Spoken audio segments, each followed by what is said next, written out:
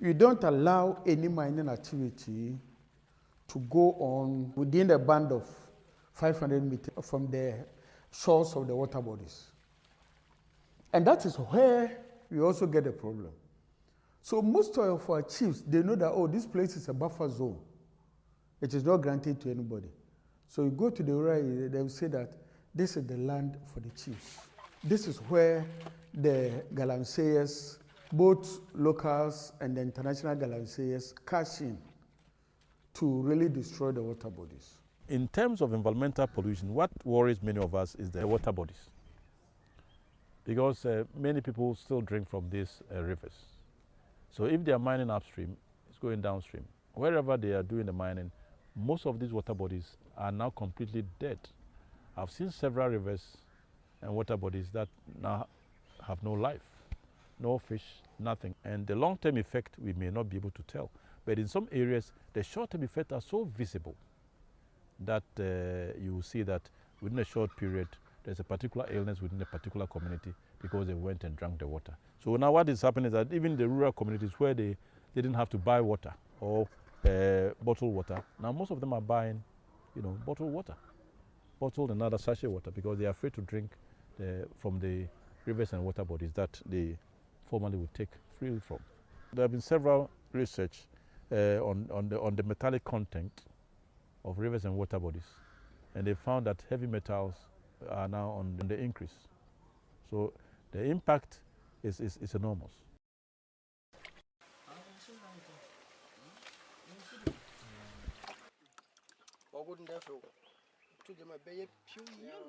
Mercury poisoning is a big concern. Even as I was growing up as a kid, I saw them roasting mercury. they call it roasting mercury.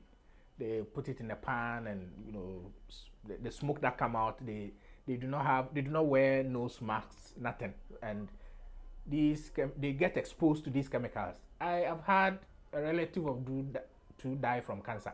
At that time, we didn't know it was due to mercury, but it was later when I had that exposure that I understood that probably they died from inhalation of mercury. Yeah, so it's a big problem. It's a huge problem. How does the mercury enter our system?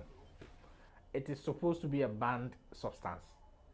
At least in mining, it was supposed to be banned. But how come we still have mercury in the system to the extent that they have easy access? Baby, I'm office in the one. You told me all. You told me all my dear. Oh, madam, Bian and Nay Bo Habato, Cotrano, a beer was beer 38. As you say, my grenadier at India or Hauba. Lemon, wow, obeys are dear. Or you here, or Washington, and some of the beer running. Not only say mercury, the problems, but all protect you, we saying. I'm not doing anything. My fear is that a lot of our water bodies, which are already polluted anyway, have also had this mercury contamination. And to think that Ghanaians love fresh fish, and most of these fresh fish are caught from these water bodies that have been contaminated. That is a very serious issue we are dealing with here. I believe if we did a thorough research and try to get the frequency of diseases, certain kinds of diseases in mining areas, we could draw that linkage between those diseases and then the prevalence of mercury and other heavy metals in water bodies. Yeah.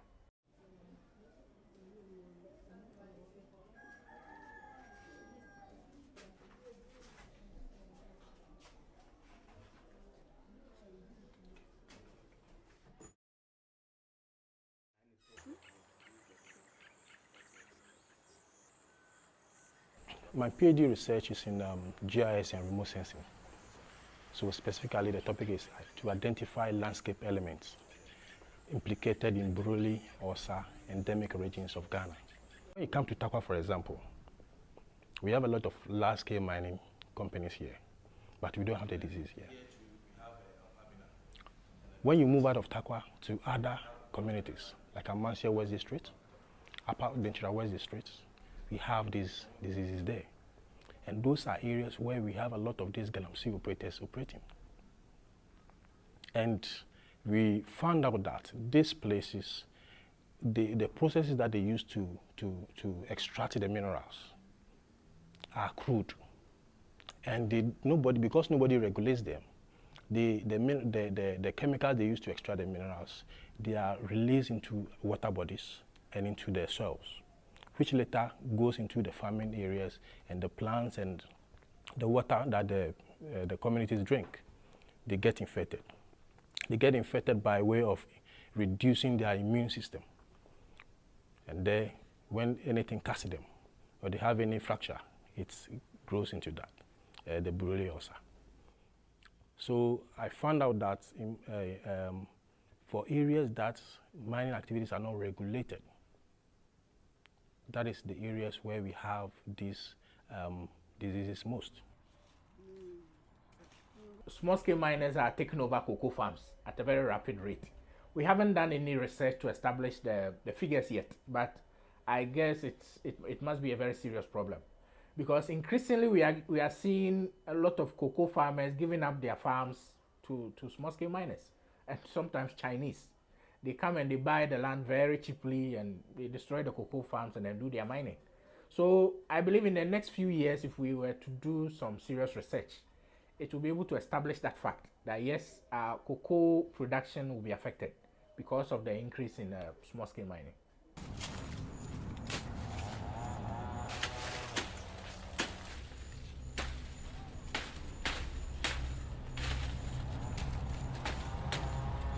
Na sɛ ɛba sɛ yɛhu sɛ gold no wɔ ha ne sɛ ɔno kɔ nana hɔ ne ɔkɔ chief hɔ na sɛ wode land ba mu a ne yɛaka land ho asɛm na wopɛ ne yɛhwɛ mu but wompɛ deɛ a sane sɛ ɛduru baabi a sika ntɛm no deɛ ɛnyɛ advisable sɛ ade no maintain wɔ hɔ a ɛbɛlast agye a ahemfo pii na ɛwɔ na yɛba ne sɛ yɛtɔn wɔ asase na sɛ gyapagye wɔ so a ɛntumi ntɔn wɔ sa gye sɛ mo nyinaa motena ase na moka na moadwene yie ɛyɛ wɔ nsa no but without that de nipa sɛ wabɛgyina mo asase so wɔ da I will take you to court. I would use the Kenyasi enclave as an example.